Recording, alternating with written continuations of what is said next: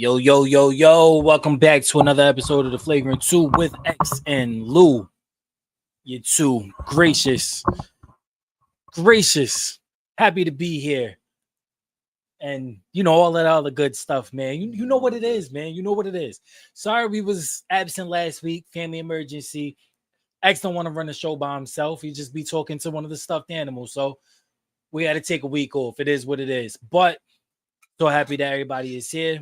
If you haven't done so already, please like, share, subscribe, hit that notification bell so you can be tuned in to all of our newest episodes, newest content, all the above. Shout out to all of you, man. Thank you. You guys make this possible, and we appreciate you. Before we get into anything, though, What's up? Talking to a stuffed animal probably wouldn't be the worst thing to happen. That's crazy. I'm just saying. That's crazy. Some of the things you say, the stuffed animal probably would have better arguments. That's crazy. That's insane. That's insane that you would even say that to me. That is insane. Charmander, do you agree? That's crazy. He agrees. That's crazy. Where we want to start over? You want to start with CP? Oh, yeah. He's going home. All right, so CP3, for those not really in the know, I mean, who wouldn't be in the know with CP3?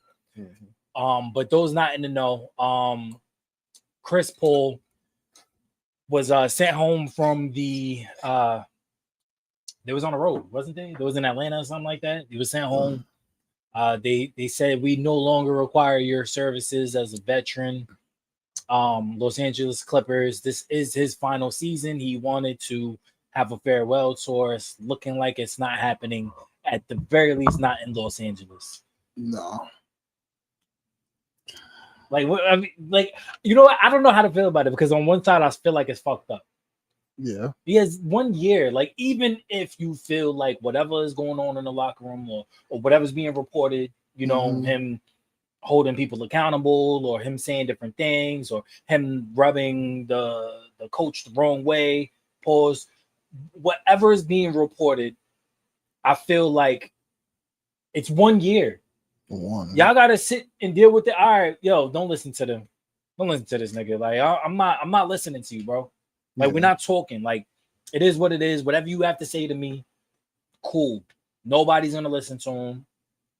Go out there and do what you gotta do. This is your farewell tour. You're coming off the bench anyway. We're gonna give you 5 minutes a game at the end of the game so you can say goodbyes.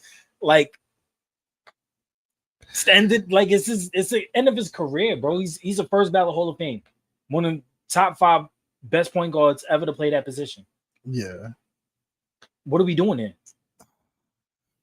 It's a real sticky situation, because at the end of the day, the man was just out there holding everybody accountable for their actions on the court. Yeah. Because he went out there and said, yo, I actually want to win. Like, I don't want to be lackluster.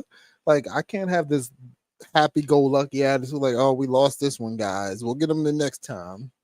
No, he want to talk. He want to work this stuff out. He want to do it on the court. I was watching a video where Chris Paul was really making the adjustments where he was playing against the Cavaliers. One of the new guys, one of the less athletic white boys was guarding Donovan Mitchell. So, Mitchell was carving him up. Yeah. And CP said, you know what?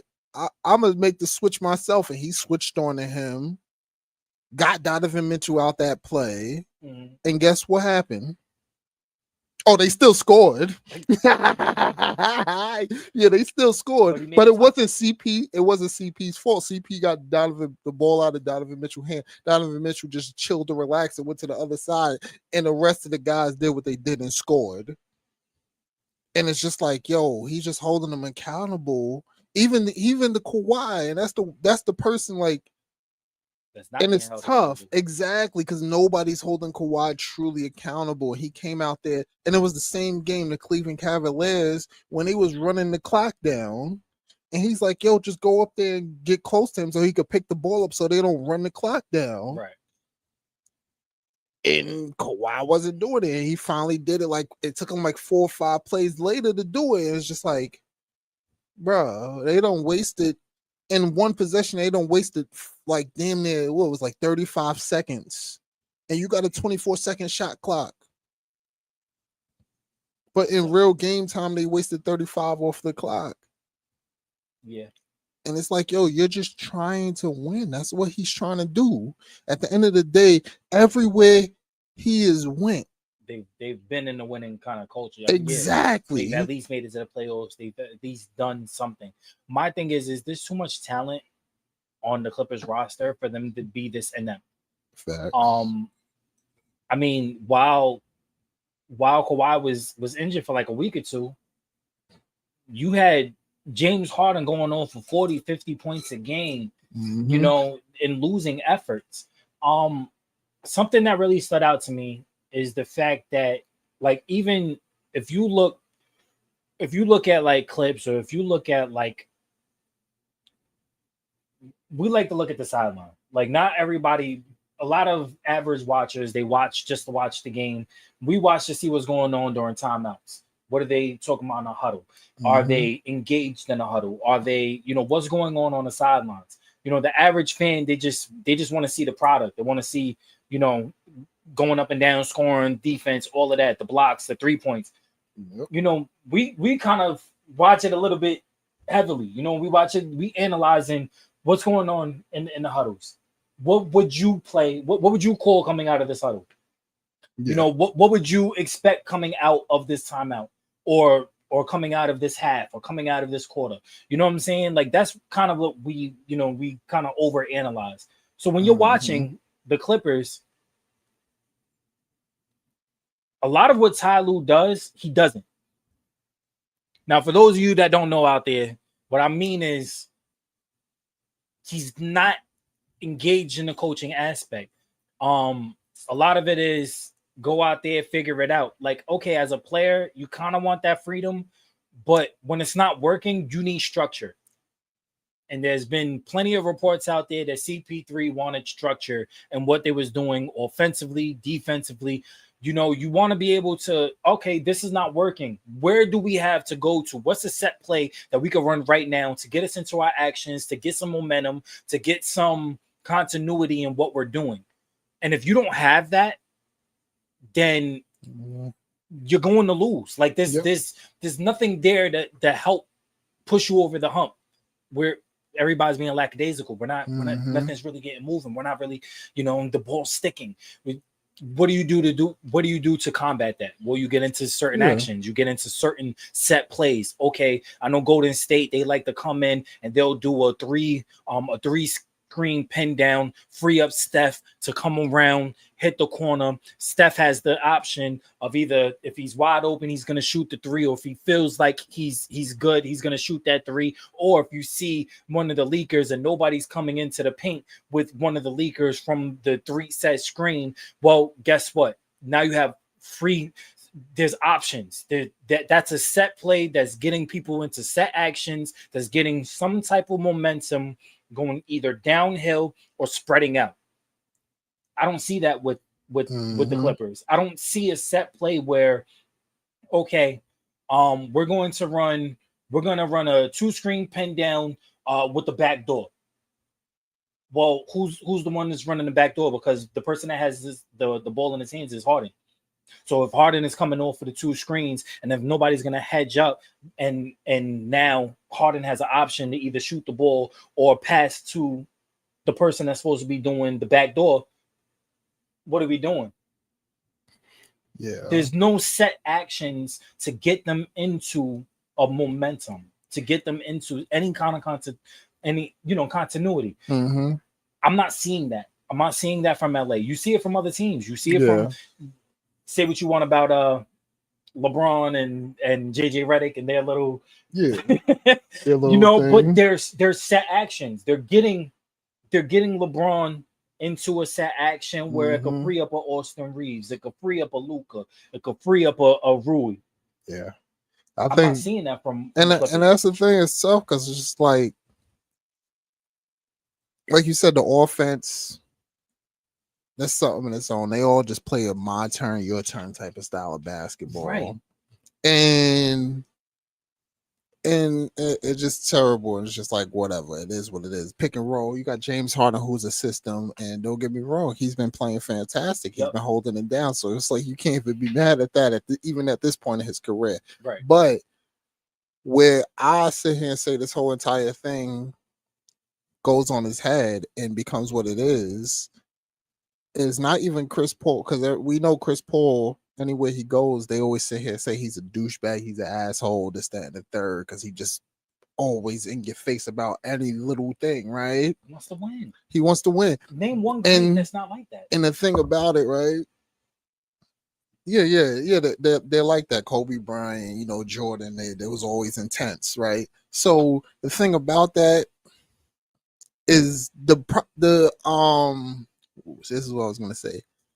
The onus, the situation boils down to Kawhi Leonard and Tyronn Lue. Because at the end of the day, when you think about all the winning situations that Kawhi was in, he had a fantastic coach who even though Kawhi could have did his own thing and he could have held it down, right? Kawhi, fantastic. Yeah. You know, he's a person who's gonna bring you above.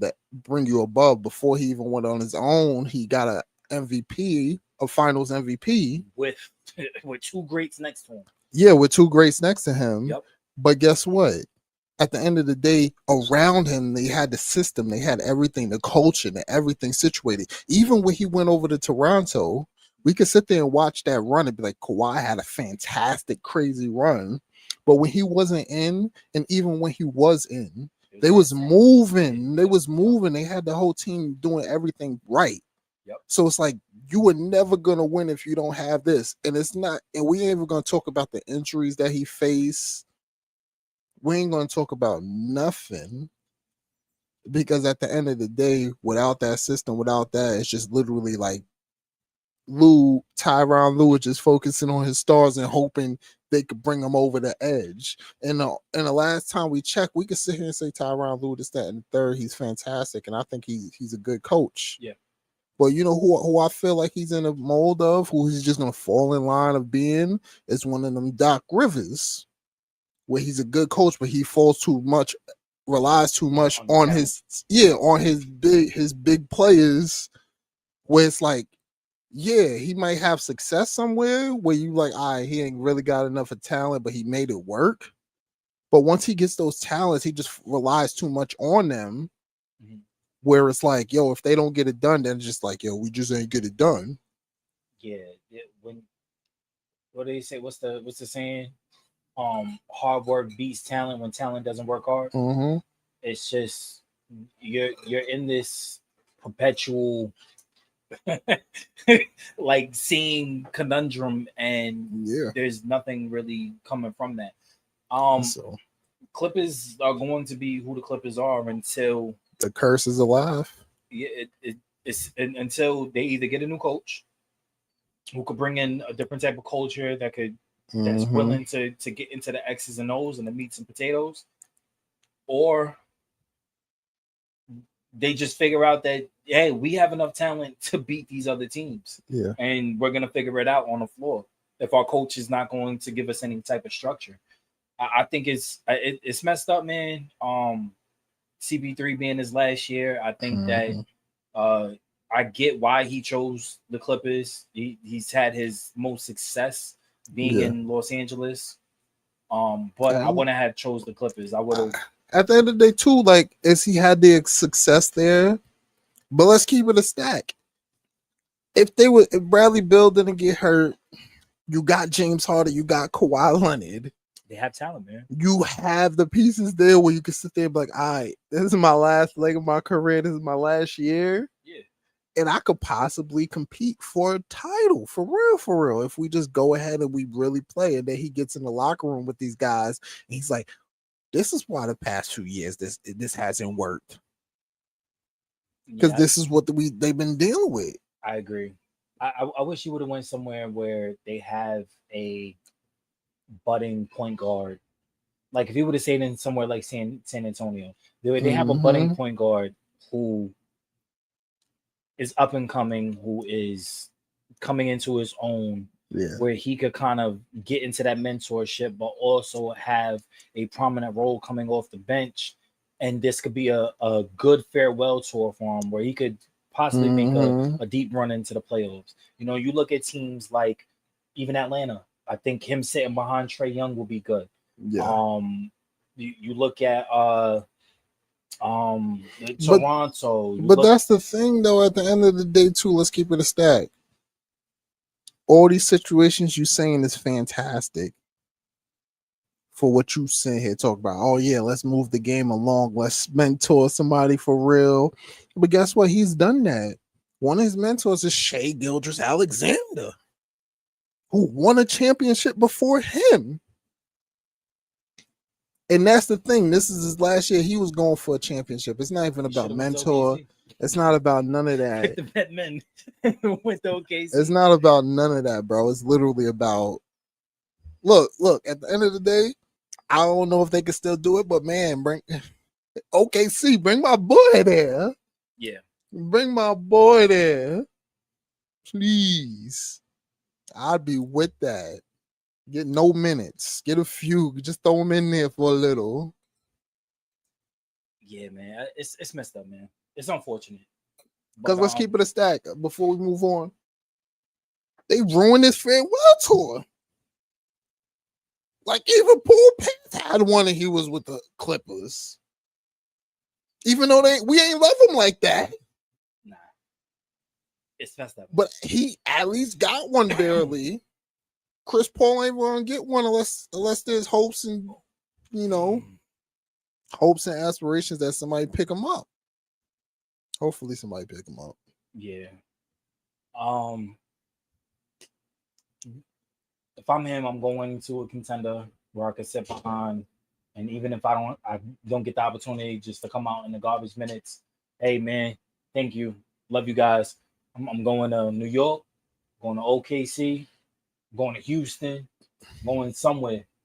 But if I was him, that's probably where I would have chose because he had success in Houston as well, and he had success in Phoenix. He also had success and where he was drafted in New Orleans.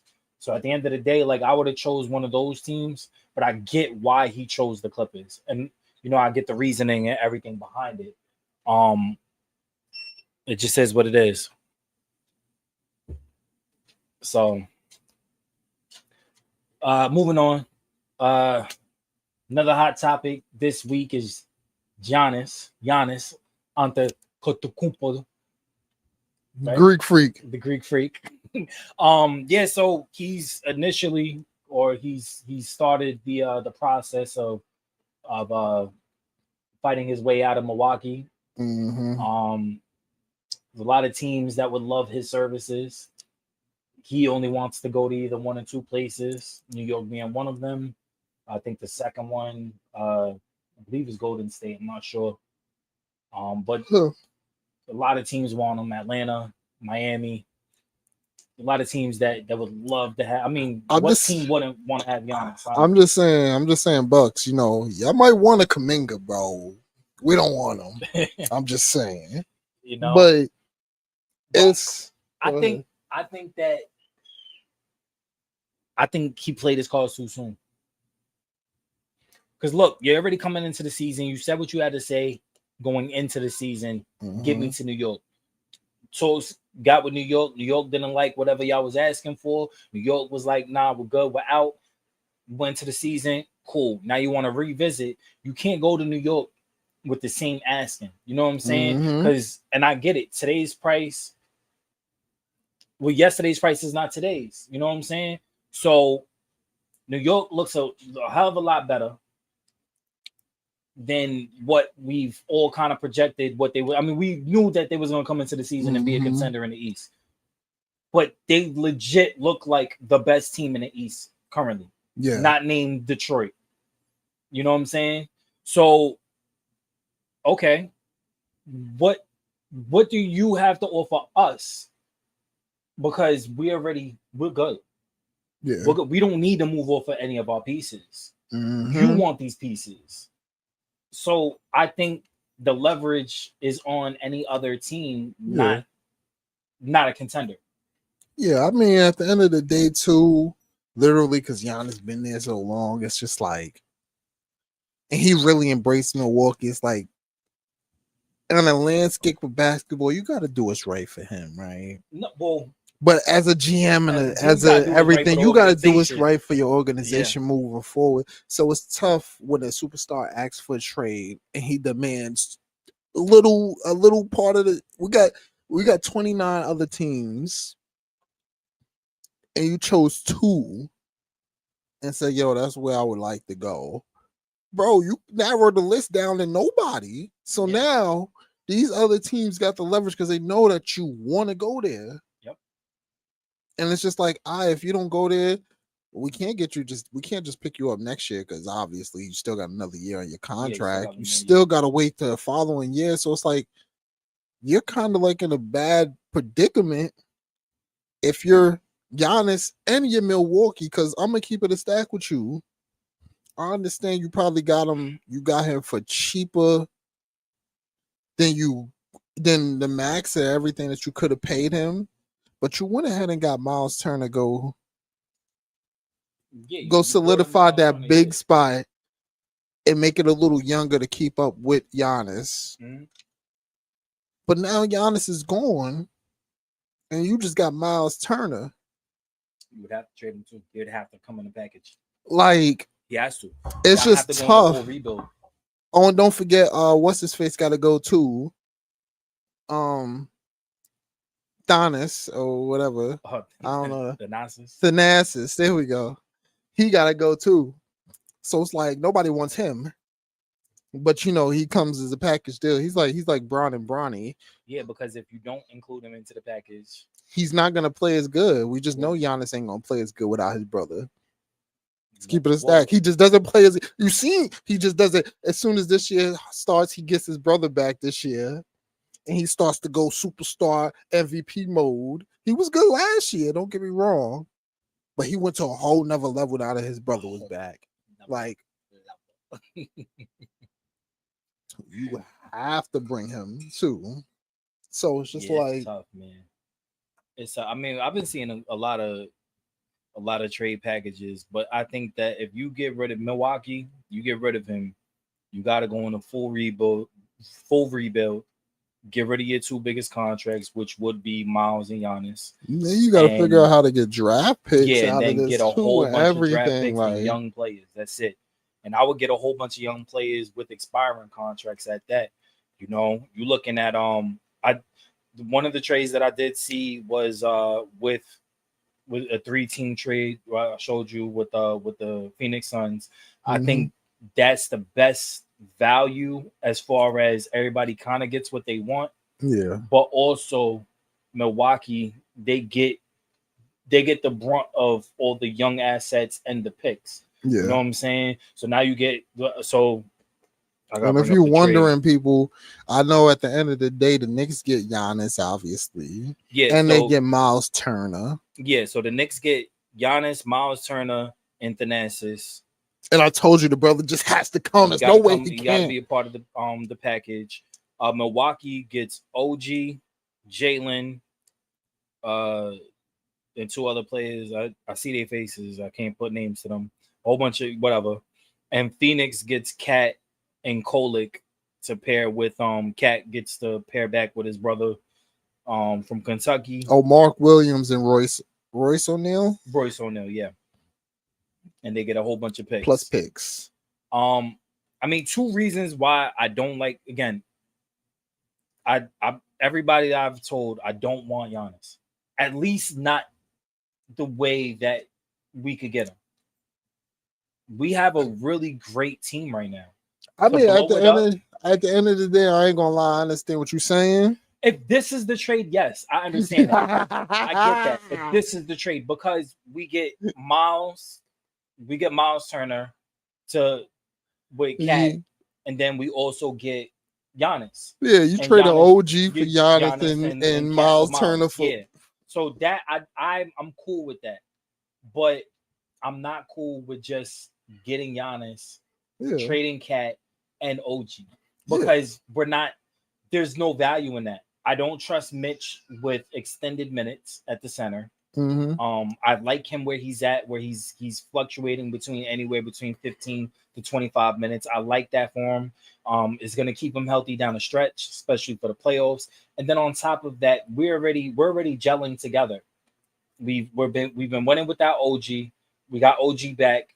Our chances with OG in the lineup skyrocket. I think he's like a plus 15 when we have him in the lineup.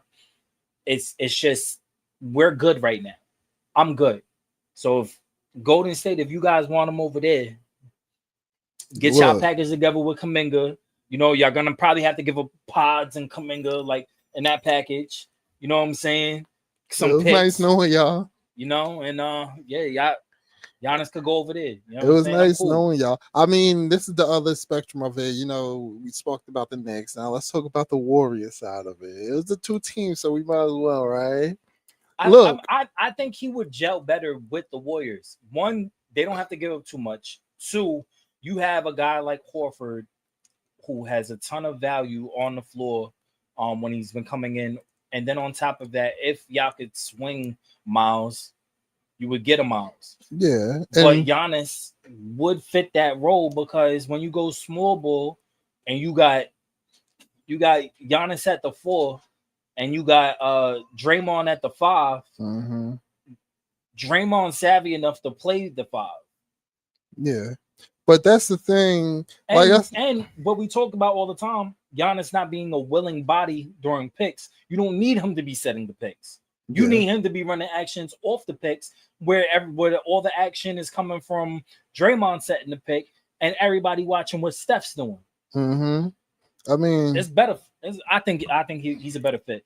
That's what I was gonna say, and I was gonna be like, we're on two opposite spectrums because with the Knicks, they're gelling fantastically. Yeah, the Warriors.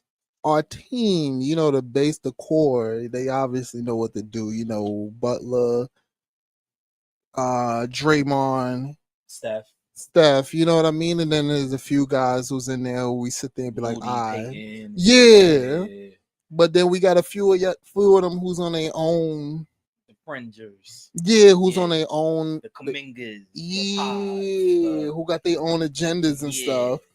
So it's just like we're on the other section where it's like, yo, we're not even gelling too well. We got some pieces that we could move. There's some pieces that would have to go that we wouldn't want to move. But if you're gonna come back with a Giannis at the end of the day, toodaloo, we're gonna get rid of them because at the end of the day, we talk about the Pods thing. Pods, nah. I like them, but at the end of the day, too, I feel like you could, you know, obviously. I think you'll get more production out of Moody anyway if you keep moving. You're going to get more production out of Moody, but then you look, he's really him. My boy, Officer Pat Spencer. Oh, I forgot about Pat Spencer, yeah. My boy, Officer Pat. He's been doing some work on the just went crazy just the last 2 games. We lost to Philly, but Officer Pat showed what look, they came back from like down 23, something like that. So it's just like, look, I'm gonna award it. Yeah, did y'all thing. We almost had them. I don't know. That block was a goal team, but we talked about that. But then we go ahead and see what they do to the Cleveland Cavaliers. Pat Spencer really down the stretch, and he throughout the whole game did what he had to do. Played fantastic. Quitting post. Even my man TJD was out there, and they was all doing their thing. Kuminga 1 for 10. You could just say you're hurt, bro. Just say you're hurt and go to the sidelines, bro, because we don't need you out there. For real. Let's keep it a stack. And it's just like, we got some pieces who can make things happen as long as and it shows that the system could work. As long as you play within the system and you do it, the system could work. Is it going to work like that every night without Steph Curry out there? No, because Steph Curry is the system. Yeah, he is the system. He makes that system what it is. But at the end of the day, it goes and shows, like we was talking about with the Clippers, that if you have an implemented system every night you have a chance to truly win. This is why teams like the Trailblazers is always in the game because they have their own system. Trailblazers have been incredibly difficult to beat. Exactly. They're giving everybody fits. Yeah, everybody. You talk about that. Well, if we talk about a system, Indiana Pacers last year with Halliburton, they had a fantastic same system in place. They just don't have the they just don't have that. Makes it run. Exactly, and that's literally like I just said. Yep. If Steph Curry ain't in this lineup, or for since the beginning of the season, we wouldn't be 500 right now. Yeah, it'd be even worse. I agree. So it's just like, yo, the system could work. You need your engine, your superstar in there for it to work. Yeah. And that's the problem with the Clippers. But our problem is just we haven't had our people out there. Like, look, we're the retirement home too. The Clippers is retirement home, and we're the retirement home. So it's just tough. It's absolutely tough. Nah, I think Giannis would be a better fit in Golden State than he will. Yeah, I think he would too. I mean, I really don't want New York to make any drastic changes. Everything that I asked for last year, we have currently. I asked for more consistency in scoring off the bench. Deuce has been a pleasant surprise, and he's homegrown. We got Jordan Clarkson. At any given night, he could literally go off for 40 by himself. Has he looked like that? No, he's still getting into what Mike Brown wants him to do coming off the bench, but he has the green light. I've seen him come in and make questionable shots and nobody bat an eye. That means he has the green light to go out there and do what he wants to do. I think that Dadia, I really wish we could find him some more minutes, but I'm cool with that. We've been integrating Kolek. Even when it was a little crowded at one point, sent Kolek down to the G League real quick, called him back up. You know what I'm saying? Yo, go over here, stay warm. We're going to need you to come back. Getting OG back. We got Shamet coming back. Shamet to be back in a little bit. Shamet has been a pleasant surprise. 3-and-D type of guy. Josh Hart has really stepped it up this year. Cat, for all of the misgivings about Cat has been playing solid this year. And especially when he stays out of foul trouble, he has been very solid. I think he leads all bigs in free throw percentage. He leads all bigs in 3-point percentage. And on top of that, he's like top 10, top 15 in field goal percentage for all bigs. So I think he's been doing his thing. Jalen Brunson, he's the only one where it's like I do wish that he has better shot selection, but I can't blame him. You think that every shot's gonna go down. You're the all-star on the team. You're the captain. I'm cool with that. Mikal he's been defensively. I don't think there's a wing playing better than him defensively. Currently. I mean, there's a couple. But he's there. He's there. He's but he's in that conversation. You know what I'm saying? The Thompson twins, but yeah. Bridges is top 10. Yeah, I'm saying He's in that conversation. I like the Thompson. I like the Thompson twins. But no, I mean, we're good. I don't want to break up what we had. You know what I'm saying? Because you trade guys, it dampers the morale in the locker room. And yes, you bring in a superstar on Giannis, but Giannis still has to get acclimated into what we want to do. So that's going to take, it could take all season. It could take a week. It could take 2. You look at what happened in the off season with LeBron, Bosh, and Wade. And that was the off season. They had a whole off season together. You know what I'm saying? And it still took them half a season to get right. See, that's the tough part too, because like we always say, Miami was building a system. So that first year you ain't expect nothing crazy, and that's the tough part about this because, like, yes, we're both in agreement that the Warriors would be a better fit for him. Correct. But then again, I just literally that's exactly, and I literally just said these are old. They're already old, so now you've got another year that you got to integrate somebody. They're only getting older. Yep. So you talk about people not playing back-to-backs as is. Now they're just getting older, and you got to fit. I'm not trying to sit here and say, but yo, Giannis is I put my head down and go to the basket. Mm-hmm. He's gotten better at making passes off of reads and doing things like that. But And he has a superstar. That's exactly. This is a completely different offense where now he's got to sit there and put himself in certain positions to make him score. Then you got to fit him in because now you got to change. The thing about it, you had to change up for Butler a bit just to allow Butler to get in his own flow. I think it'll be a better transition in Golden State than it will be in New York because I feel like it definitely would. Kerr is going to put everybody in a good position in order to succeed and maximize their abilities. Then you're not really changing too much of what you're going to be asking Giannis to do offensively. Defensively, maybe because you're going to have to play off of a Butler but that's easier. That's an easier transition. I think the offense is the part because at the end of the day, Giannis has been the best when he just had the ball in his hand. And he has to play without the ball in his hand. No, you can keep the ball in his hand. You got to keep the ball. But the thing about I understand that. Yeah. But that's the thing. We haven't been building it. We built a team around Steph, right? But the thing is, we haven't just built the team around Steph. We had to build a team around Steph and Draymond. Mm-hmm. Now you have Draymond on the floor who's still a liability as a shooter. And Giannis is the best. Giannis is the best when he has shooters all around him. That's why he's been playing fantastic this year. Yeah. And now you got to think about it. When you want to play the Draymond and Steph Curry thing, you got to put Giannis in that position, that Kuminga, that Iguodala, that Jimmy Butler now, where he's just got to sit there and know when to cut to the basket when that comes. Yeah. And it's like, yo, let's think about it. When has Giannis ever did that ever? And it's just like, it's just like I think he would still be more of a natural on it. Yeah. And it would come easier, but that's what I'm saying. And it's just like, yo, you still got to have a whole rest of the season and it's not like it's gonna just happen. The trade just gonna happen tomorrow where you got you know what I mean? Yeah. It's still some time. So it's like, I think it would still be a great fit, but it's just like, at the end of the day, we got to see what we have to give up for him.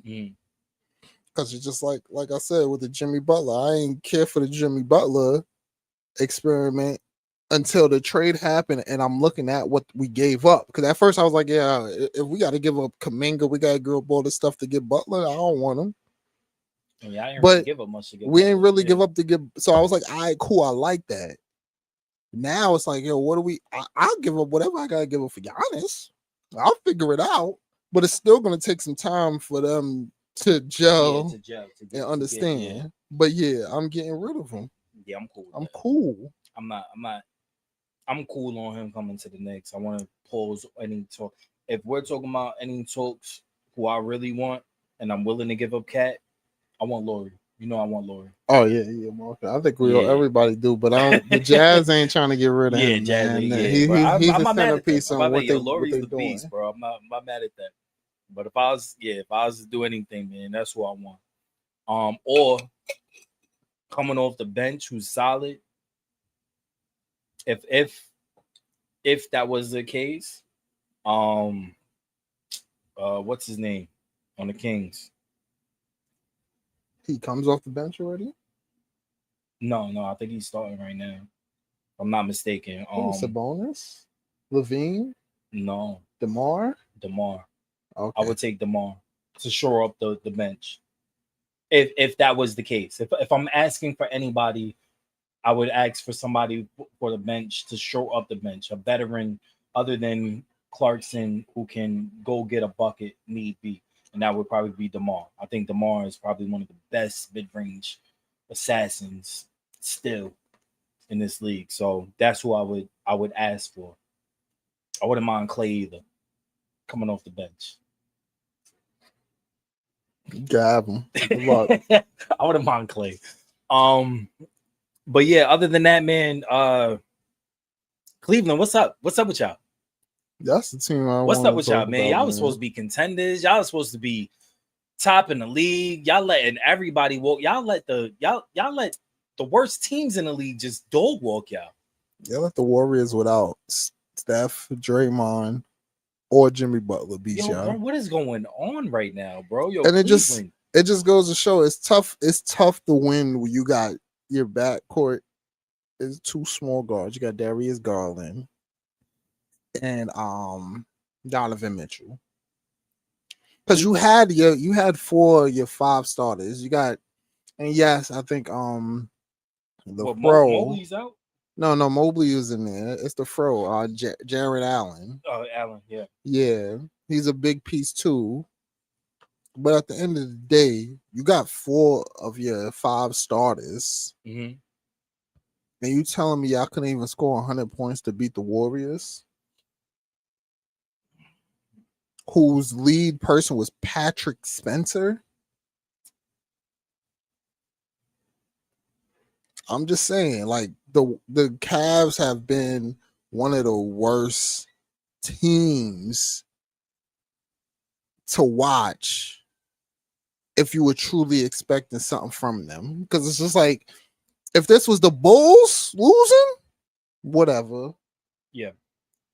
The Charlotte, whatever.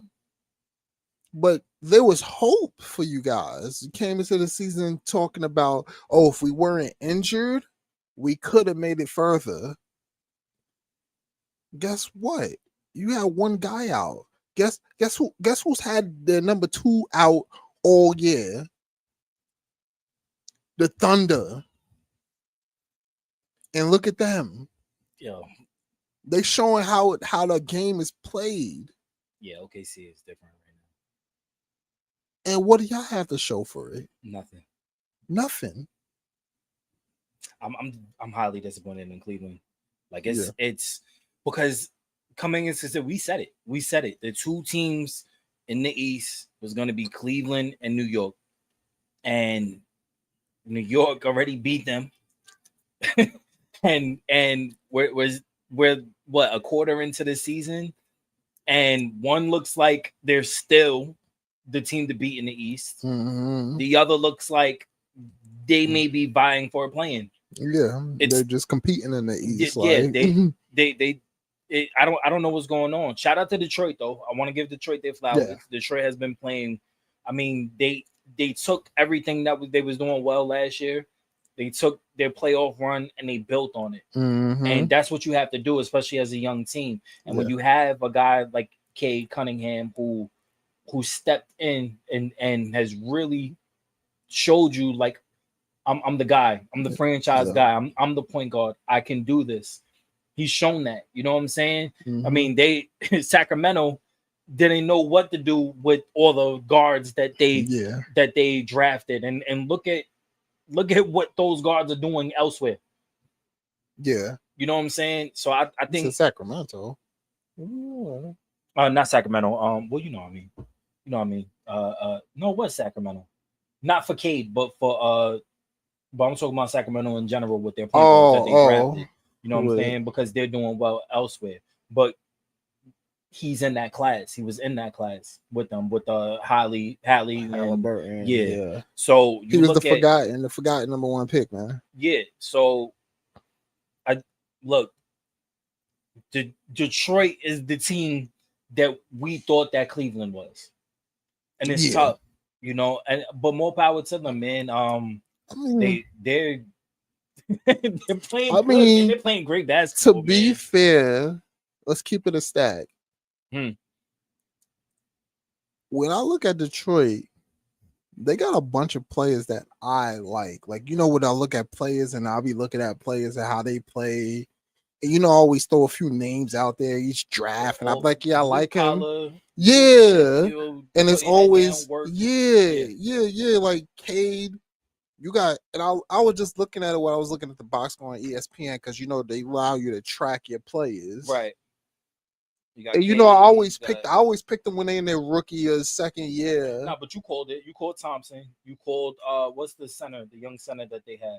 He was coming off the bench his first year. Who, Darren? No. Who was they? Well, maybe it's the power forward. Hold on. I'm gonna tell you right now.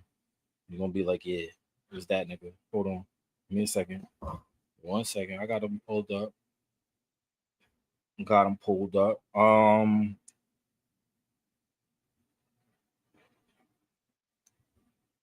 Where is he? Holland. He's not the small forward. My fault. Holland. Who? Holland. Bro, you got me lost. Let me see.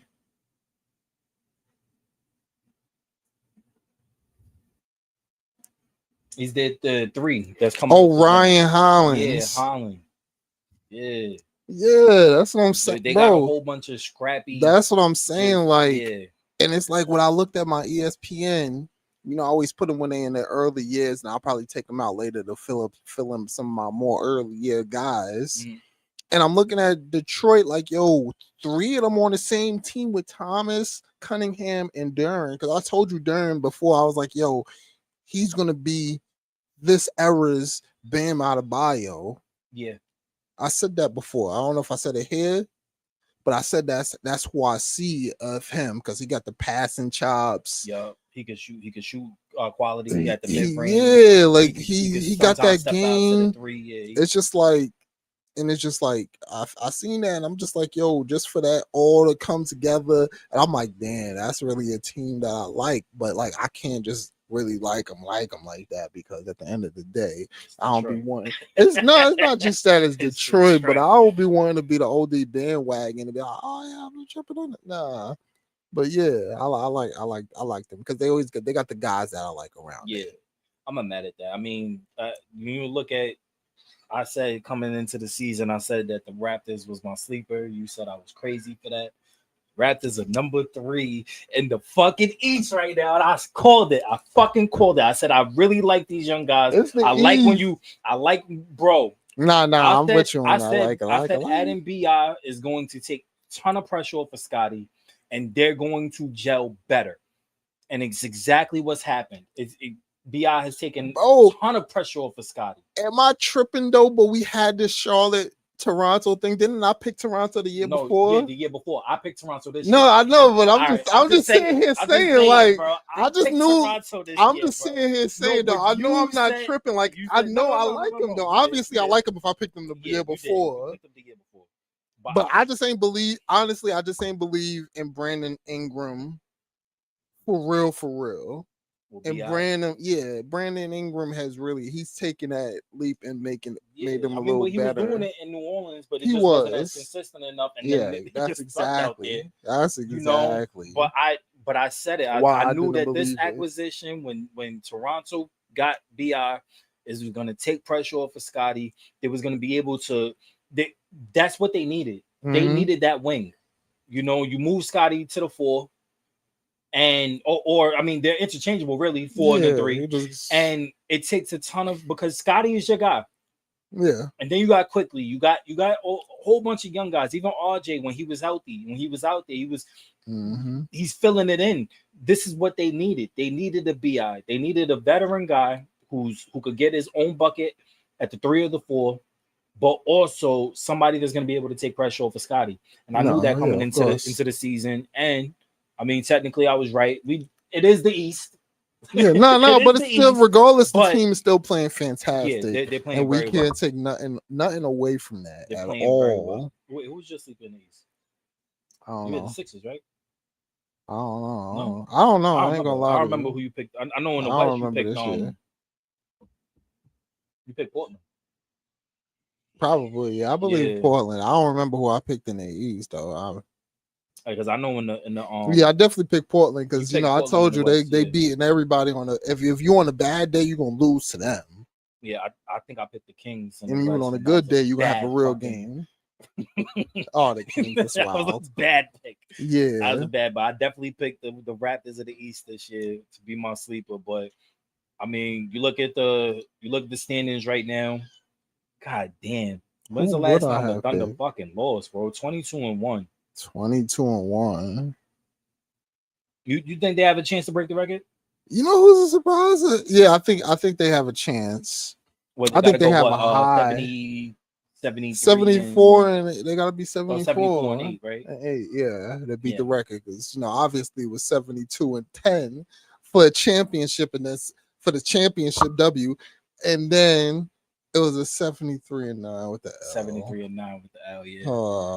So if they go 74 the and script 8, writers was they right. gotta win, bro. The script writers was writing, but yeah, hell yeah, they gotta win, man. They gotta do it.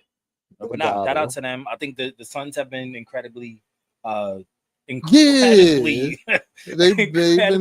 competitive, man. And that's the thing. 13-10 right now. They out there fighting. Yeah. They just don't want to lose. Yeah. It don't matter what. They just don't want to lose. And they've been moving. Yeah, and they've been moving. There's so much in that culture where they don't want to lose that they've been doing everything together as a unit. You got to think about, you're losing a guy like KD, so your offense is instantly going to drop. Yeah, and you're going to have to rely more on D-Book. Yeah, D-Book. But the thing about it, too, you got to think about it. When you lose a guy like KD, yes, your weak side defense is going to drop. But when you replace him with a guy like Dylan Brooks, that frees up more minutes for, who's the rookie? It's his second year, sophomore year. Dunn. Chris. Yeah. Was it? It's not Chris Dunn. It's not Chris the other Dunn. It's not Chris Dunn. You bring up minutes for him. That means you're off your defense, your rotations, and then we got to think about it. Shout out to Devin Booker, because let's keep it a stack. Devin Booker is somebody who's gonna play defense too. Ryan Dunn. Devin Booker is somebody who's gonna play defense too, because we got to think about it. When he played for Team USA and he took the backseat to scoring, guess what he was? He was one of the best perimeter defenders on Team USA. Who, D-Book? Yes. Oof. So he brought that into years like this, where it's just like, yo, he's just like, all right, cool. I'm going to be the point guard. I'm going to be the scorer. But on the other end of the basketball court, I'm going to give effort on defense. And that's what they've been doing. That's why they have like a top defense in the league. And this is what we talk about all the time. Effort. If you're not the best defender, that doesn't matter. You give maximum effort, 110% on the other end of the ball, because that effort is going to lead to somebody else being able to poke the ball in. You know what I'm saying? You have backside help. You have, the weak side help. You have, where we on? We on the strong side. We on the weak side. Where we at? Okay, I know where I'm supposed to be on the floor. Where can I help? And it's just holding people accountable. Can I get back? Yeah, they just hold the people accountable on that side of the ball. Like, yo, as long as we play fantastic on this side of the ball, we're gonna get in transition. We're gonna make things happen on the other end of the floor. And we got to think about it too. Let's give it a shout out to Mark Williams, because even Mark Williams has been playing fine. And when you seen him in Charlotte, he ain't look like he was a great defender. He was just somebody who was giving effort. That's what. But you got to think about it too. You out in Charlotte, you're in a losing organization. Who doesn't put that forward to you. And it's just like once you show. Once you get an organization who puts that forth and puts that effort and tells you, yo, we got to be better here, and everybody's on the team is doing that, you look like, oh, I can't be the only one. Especially if you're not the biggest name out there. Oh, I can't be the only one. You could get away with it if you're on the Clippers and you're Kawhi. But you still can't. But the thing about it, you could get away with it because you're the biggest dog. Yeah. So it's like everybody gonna. Yeah, that's what I'm saying. But if you're not that high on the totem pole, you're gonna get barked at, and people gonna be like, But if he's not gonna chirp, you're gonna have Dylan Brooks to do that. Exactly. And the thing about it, if nobody could chirp at the biggest dog, and he's not the one doing the chirping and putting everybody else accountable, it's just like, yo, that's just gonna be a weak totem. Your foundation is bad, so it's like their foundation. Oh, Charlotte. Yeah, so it's like bro, I'm still mad. I picked them as my sleeper 2 years ago. You can't be mad. You got to think about it too. They look good on paper. They're young. They're athletic. But you can't stop injuries.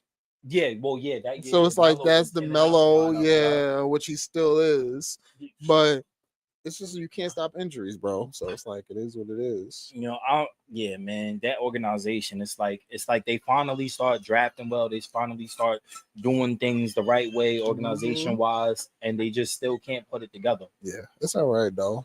It sucks, man. Well, for them, it sucks for them. We got anything else on the docket, man? Nah, man, not really. Not really. Are we gonna talk about? Wait.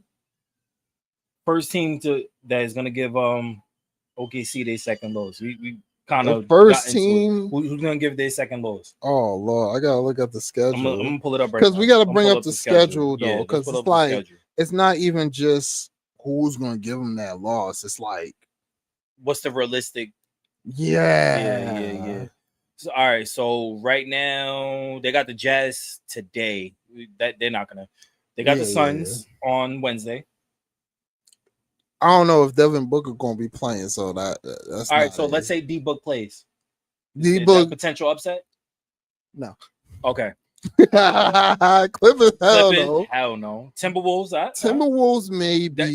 That's a potential, depending on what kind of Ant we get. Ant has been going off. Shout out to Ant. He's pulled together like I think he's on a 30 point streak right now with like a couple of 40s and 50s in it. Yeah, if it's not the Timberwolves, right? Mm-hmm. If Wemby's back, it's his first on a back-to-back.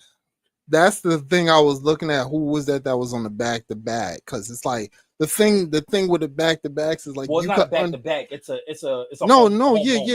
home. I know what you mean, but they play them back-to-back. So it's like the thing about that is like you could get.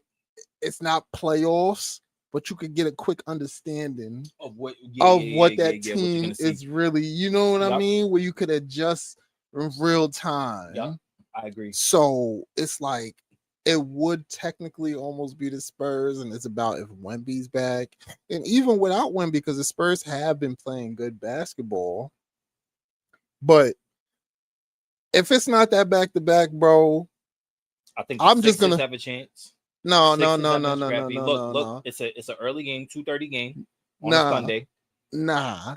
If it's not them, I'm going with my boys. The Trailblazers? I'm going with the Trailblazers.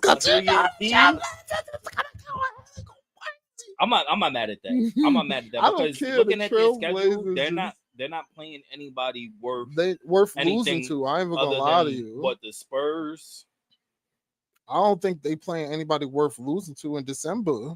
They're not.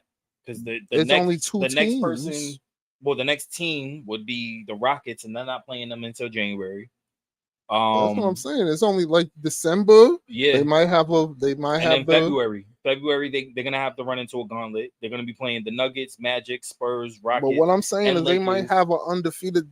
Yeah, they might have an undefeated December, man. Yeah, damn, that's crazy. Because their last loss. Was it the Trailblazers? Their first loss. I already know. Yeah, because we lost to the Trailblazers like 2 games before that. I was like, I told the Trailblazers they be playing. If you come off and have a little quick off night, or you just don't play right, the Trailblazers are gonna win. And if you play good basketball against the Trailblazers, you're gonna be in for a game. That's just what the Trailblazers do, and that's crazy. And it's crazy. I mean, I hope Chauncey gets his job back. But he's the one that really built that culture, and I really like the fact that he's the one that facilitated this, and they're reaping the benefits right now. So shout out to Chauncey for that. But I think that's gonna be a tough out. Don't let them sneak into the playoffs, bro. They're gonna be a tough out. But I think Chauncey gonna get thrown if whatever goes on with that. If he does get a chance again, it's gonna be like a Ime Udoka. It's just not gonna be with the Portland. In Portland, it's gonna have to be a new home. That's it. It is what it is, man. Yeah. You got anything else? Nah, I don't think I got anything else, man. But y'all, you already know. Y'all already know the vibes, man. Like, share, sub, and all the above. Your boys are signing out. And if you out of bounds, I'm gonna hit you with the ball. I'm just letting you know. I'm on timing. I'm on my Desmond Bain timing. So if y'all don't sub, I'm hitting you with that ball. You know what to do.